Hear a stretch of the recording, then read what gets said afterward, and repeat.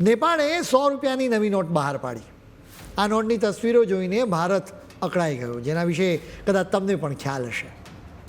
આ નોટ બહાર પાડીને નેપાળ ભારતને ગુસ્સો અપાવી રહ્યું છે. એક રીતે ભારતની ધીરજની પરીક્ષા કરી રહ્યું છે. આ નવી નોટમાં નેપાળનો નકશો છે.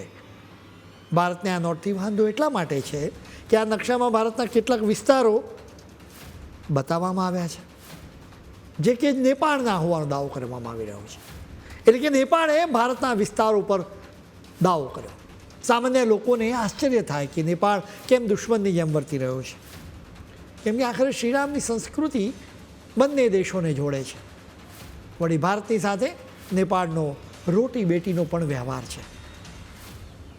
મૂળ કાવતરું બીજા દેશનું છે. તમે સાચું જ ગેસ કર્યું, આ દેશ છે ચીન. આ કાવતરા વિશે પણ અમે તમારી સાથે વિસ્તારથી વાત કરીશું. પરંતુ સૌથી પહેલાં ભારતના કયા વિસ્તારો પર નેપાળે દાવો કર્યો છે એ તમે જાણી લો. 3 વિસ્તારો છે: કાલાપાની, લિપુલેક અને લિમ્પિયાધુરા. ભૂતકાળમાં નેપાળે અનેક વખત આ વિસ્તારો ઉપર દાવો કર્યો છે. ભારતે મોટા ભાઈની જેમ નેપાળને સમજાવવાની કોશિશ પણ કરી. નેપાળને સલાહ પણ આપી કે બીજા કોઈ દેશના રવાડે ન ચડો.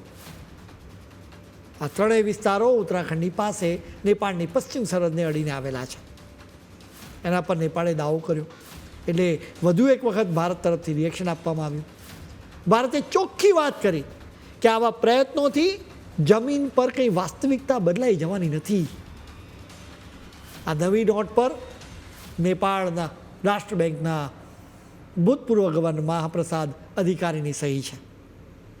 નેપાળની તમામ ચલણી નોટોમાં માત્ર 100 રૂપિયાની નોટમાં જ આ દેશનો નકશો છે.